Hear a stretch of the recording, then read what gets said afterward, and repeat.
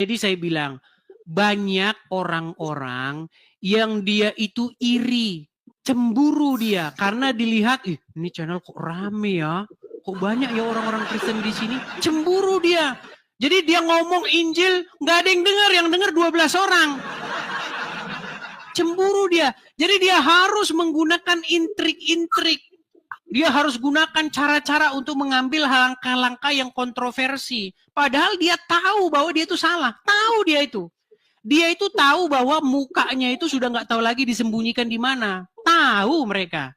Tapi karena mereka bukan ingin memberitakan Injil, mereka ingin supaya orang-orang datang nonton dia lalu disesatkan oleh dia. Itu. Makanya sudah saya bilang, tinggalkanlah pengajaran-pengajaran yang tidak biblikal. Kita ini memberitakan Bible. Bagaimana kita memberitakan sesuatu yang kita sendiri nggak jelas?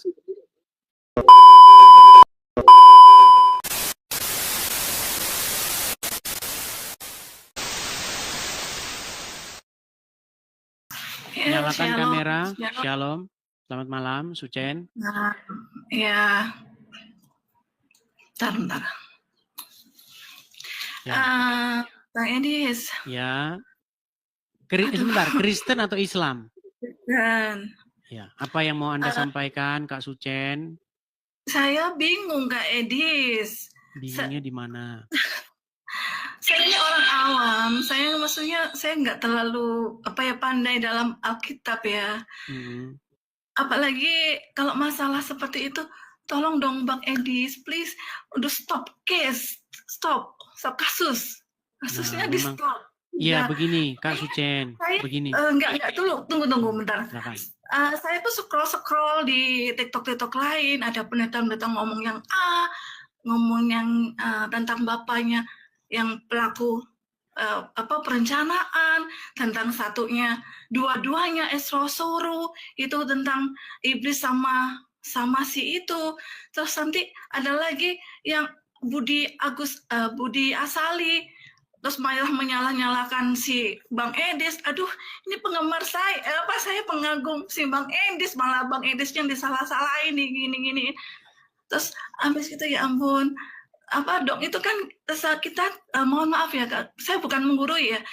Tolong jangan mau diperbejah belah sama si PA itu gitu loh. Itu rasanya itu pertanyaan yang memang memaksa. Itu memang nggak bisa kita itu bernarasi atau kita tuh membuat gimana si ala Bapa yang merencanakan atau si iblis. Baik. Tapi kan saya jawab ya. Kan kita kan udah lewat gitu loh Bang Edis. Kita udah lewat, kita sudah diselamatkan. Kita sudah setelah itu sudah zaman yang lalu. Sudah pokoknya yang penting iman kita sudah kita ditebus. Itu kalau memang maaf ya, kalau memang terus juga ada Agatha ngomong bukan dua-duanya, malah tentang imam Farisi yang pelaku kejahatannya itu yang merencanakan untuk penyalipan. Terus ada mata pisau ngomong ini, loh saya jadi bingung yang mana yang benar. Daripada bingung-bingung, mendingan besok kalau kita ke surga tanya aja sendiri Bang Edis. Langsung kita nanya Bapak di surga sendiri, maksud saya seperti itu. Jadi kita nih orang awam jadi bingung gitu. Jadi jangan jadi batu sandungan buat kami. Gitu. Mohon maaf Bang Edis. Baik, saya jawab. Sudah bisa saya jawab? Oke, baik, bisa. Terima kasih. Saya jawab ya. Begini. Pertama-tama ada permintaan dari orang-orang awam. Orang-orang awam tadi seperti Kak Sucen mengakui itu ingin supaya ya sudahlah case closed. Ya kan? Ya memang sudah case close, sudah. Ya kan? Tetapi kan ada orang naik, masih bertanya lagi. Begini, jangan salah, ada juga permintaan dari orang-orang yang terpelajar. Untuk mengatakan ini kasus ini harus tuntas. Karena kalau tidak tuntas, maka kita akan memberikan satu kesan bahwa Kristen ajaran nggak jelas. Jadi bukan begini, maksudnya begini. saya itu bukan memberitakan kepada orang-orang Islam sesuatu kebenaran, tetapi saya sendiri tidak meyakini sebuah kebenaran. Untuk apa saya memberitakan kepada orang-orang Islam Injil kebenaran, tetapi saya tidak memberitakan kebenaran di dalam kekristenan itu? Makanya saya bilang begini, kalau Anda masih berpikir mereka itu adalah bagian daripada kekristenan, ini adalah sebuah paham yang salah. Karena selama mereka ada, selama paham seperti itu ada, maka orang Islam akan menyimpulkan bahwa kekristenan itu adalah ajaran kombinasi setan dengan iblis. Saya kasih contoh. Saya kasih contoh nih. Kalau nanti pakai Bible atau pakai salib itu terlalu sulit. Dikatakan di dalam Bible, Yesus itu selalu mengajar dengan perumpamaan. Dan tanpa perumpamaan dia tidak mengajar. Saya akan buat satu perumpamaan sederhana. Ini mohon maaf nih, terhadap orang-orang yang tadi sudah nonton, kalian harus dengar lagi. Karena masih ada saja orang awam yang tidak paham. Coba ya, Bu Sucen dengarkan. Anda saya umpamakan sebagai seorang gembala, seorang ibu pendeta. Ya. Anda punya gereja Anda kecil dari gubuk yang reot. Ya tahu kami sudah dengar. Nah, kemudian ada orang yang tidak suka Anda memberitakan Injil di kampung itu. Tidak suka ada pemberitaan nama Yesus di situ. Lalu dibakarlah gereja Anda itu. Karena Anda taat kepada firman Tuhan, Anda diam tidak membalas. Karena Anda pemegang firman Tuhan, tetap setia, taat, walaupun dianiaya, Anda tetap taat, maka Bapak Presiden yang mendengar berita itu, membangun gereja Anda. Dibangun dengan tembok, keramik, bagus. Lalu orang mendengar di situ ada gereja. Jadi orang datang ke situ. Jadi orang malah mendengar, orang malah datang. Tadinya mereka ingin memusnahkan gereja, gereja malah tambah besar. Tadinya mereka ingin melenyapkan jemaat, jemaat malah bertambah. Artinya, karena penganiayaan yang Anda alami, karena salib yang Anda pikul, Anda tetap setia taat. Akhirnya apa? Janji Tuhan, keselamatan yang daripada Tuhan datang. Pertanyaan saya begini. Siapa yang menginginkan supaya gereja Anda dibakar? Bapa di sorga atau iblis? Kalau itu pertanyaan memaksa. Kalau saya kemarin itu orang-orang. Kalau saya jawab orang-orang yang berbuat seperti itu karena iri terhadap gereja saya. Ya, maksudnya kita bicara dunia kosmik. Memang pelaksananya itu orang-orang.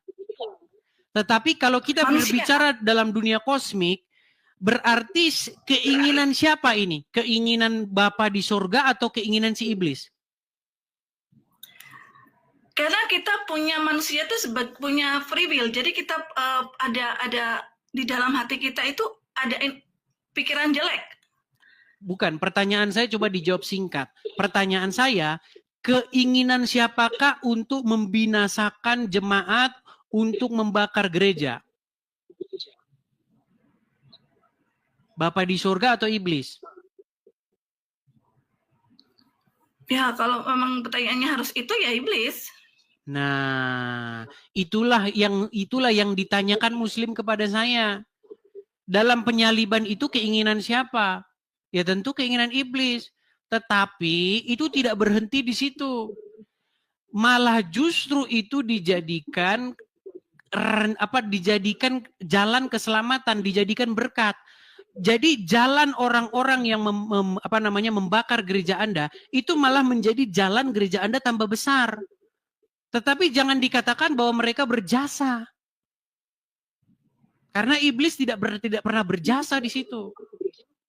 Seperti itu. Nah, orang yang mengatakan bahwa itu juga rencana Bapa di surga, Bapa di surga lah yang ingin supaya gereja itu dibakar, berarti ini penganut paham yang sesat.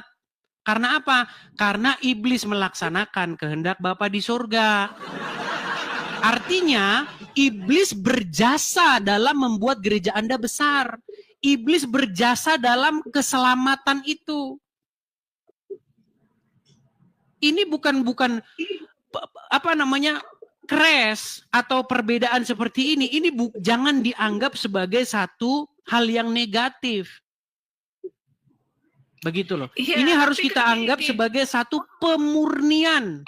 Kita harus didik supaya kita harus dapatkan pengajaran Kristen yang sejati. Memang pahit, ya memang harus ada pemisahan. Begitu. Jangan bermental lemah. Jangan, wah, apologet kok begini. Jangan bermental lemah. Kita memang harus memegang teguh ajaran yang benar. Begitu. Kalau kita, udahlah tutup sajalah. Itu artinya kita membiarkan, kita memberitakan Injil kepada orang Kristen, tetapi kita membiarkan sebuah paham sesat di dalam diri kita. Itu nggak bisa. Ya nggak sesat lagi gitu tuh.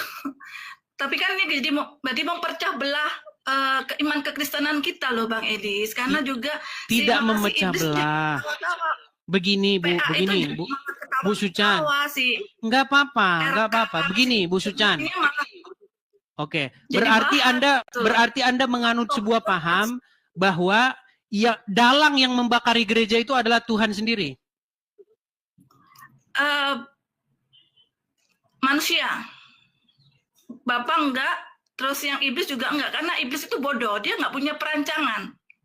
Kalau saya melihat jadi kalau ketika Yesus mengatakan bahwa iblis, sebentar. Jadi ketika Injil berbicara bahwa iblis merasuki Yudas, iblis adalah bapak dari orang-orang ahli-ahli Taurat, orang-orang Farisi yang ingin menyalibkan Yesus, berarti itu salah. Itu hanya kayak seperti perumpamaan. Kalau saya menanggapi seperti itu kayak perumpamaan, karena di dalam hati kita itu dirasuki gitu loh, dirasuki oleh si iblis. Oke, siapa yang merasuki orang-orang yang ingin membakar gereja itu? Roh Kudus atau roh setan? Roh setan lah. Nah, gitu. Kalau ada orang yang mengatakan bahwa yang merasuki orang-orang yang ingin membakar gereja itu adalah roh Tuhan, gimana? Perlukah itu kita luruskan atau kita biarin? Supaya Anda paham. Jadi jangan biarkan kekristenan itu tidak beres dengan adanya orang-orang yang tidak mau belajar ini. Justru tujuan saya adalah apa? Supaya mereka mengakui kesesatan mereka. Supaya mereka mengakui kesalahan mereka. Tapi kalau katanya di Injil yang Yesaya itu kan juga, Bapak juga... Tadi sudah saya jelaskan itu dari tadi. Jadi kita jadi mengulang-ulang.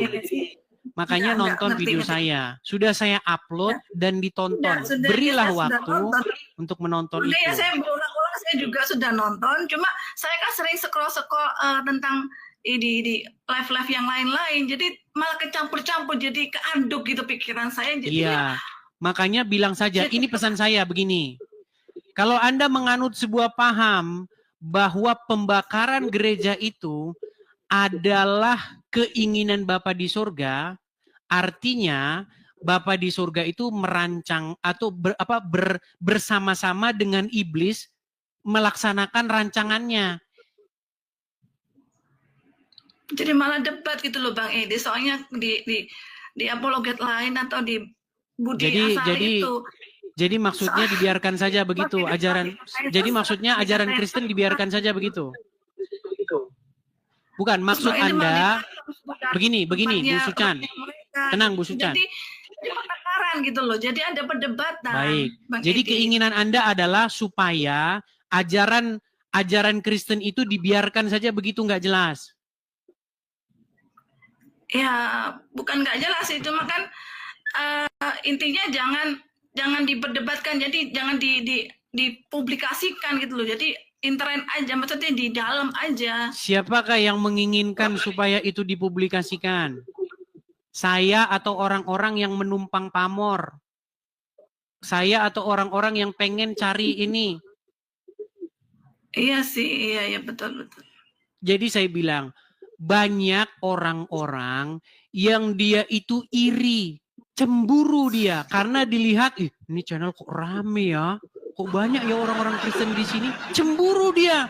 Jadi dia ngomong Injil, nggak ada yang dengar 12 orang. Cemburu dia. Jadi dia harus menggunakan intrik-intrik. Dia harus gunakan cara-cara untuk mengambil langkah-langkah yang kontroversi. Padahal dia tahu bahwa dia itu salah. Tahu dia itu. Dia itu tahu bahwa mukanya itu sudah nggak tahu lagi disembunyikan di mana. Tahu mereka. Tapi karena mereka bukan ingin memberitakan Injil, mereka ingin supaya orang-orang datang nonton dia lalu disesatkan oleh dia. Itu. Makanya sudah saya bilang, tinggalkanlah pengajaran-pengajaran yang tidak biblikal. Kita ini memberitakan Bible. Bagaimana kita memberitakan sesuatu yang kita sendiri nggak jelas? Iya, Bang Edis. Iya, sorry ya. Bang Edis ya. Jadi jangan bermental lemah. Yang saya maksud begini, jangan bermental lemah. Masa bermental lemah? No, jangan begitulah. Yang penting kita bersatu lah. Jangan lemah, jangan berdebat Bang Edi, saya berdebat sama ini sama berdebat sama nggak apa-apa. Jadi bukankah itu malah menjadi sebuah satu pembelajaran bagi kita? Bukankah itu adalah satu pemurnian ajaran Kristen yang murni, mengerti ajaran Kristen yang sejati? Nggak apa-apa. Jadi jangan lihat sisi negatifnya. Lihat sisi positifnya. Di sisi positifnya lebih banyak, percayalah, ya Bu ya. Ya, oke. Thank you. Baik, saya turunkan sama-sama. Tuhan berkati. Ya. Jadi jangan lemah ya. Memang banyak juga yang inbox begitu. Udahlah Bang, begini. Bukan begitu maksud kita. Kita ingin memurnikan. Begitu. Ketika Tuhan Yesus berkata bahwa darahku adalah benar-benar minuman dan tubuhku adalah benar-benar makanan. Barang siapa yang tidak makan dagingku dan minum darahku, ia tidak memiliki hidup. Tahu nggak perkataan itu membuat apa? Membuat pengikut Yesus itu bubar. Biar Anda tahu. Baca Bible. Perkataan ini berat katanya. Tapi kebenaran harus disampaikan. Seperti itu. Jadi saya mendidik supaya para penonton-penonton Kristen untuk tidak bermental lemah. Kita harus bermental kuat. Kita betul-betul ingin mencari ajaran Kristen yang sejati. Seperti itu ya teman-teman ya. Jangan lihat sisi perpecahannya. Memang kita tidak bisa bersatu dengan pengajaran sesat. Memang kita tidak akan bisa bersatu dengan rumput dan ilalang dan gandum itu harus dipisahkan. Seperti itu ya. Oke, kita kasih naik lagi ada